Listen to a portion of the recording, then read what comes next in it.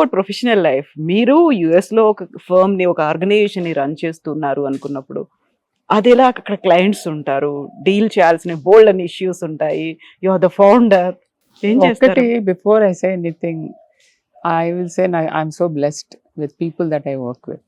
Okay. నాకు ఒక చాలా స్ట్రాంగ్ సపోర్ట్ సిస్టమ్ ఉంది. Hmm. Whether it is professional, personal లైఫ్లో హస్బెండ్, నా daughter, they are very supportive.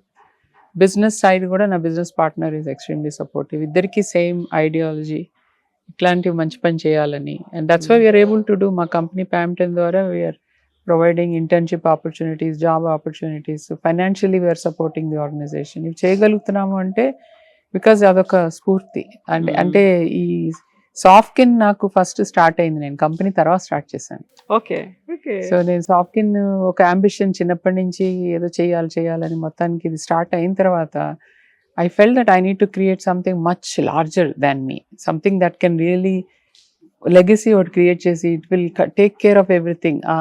అది మనం ఏం చేయగలం అంటే నాకు టెక్నాలజీ వచ్చు.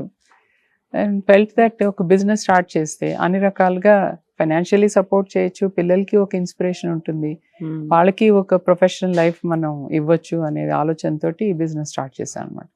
So most of my clients who are also involved in this. The clients kuda they donate akkada US lo, and they also appreciate the work that I do.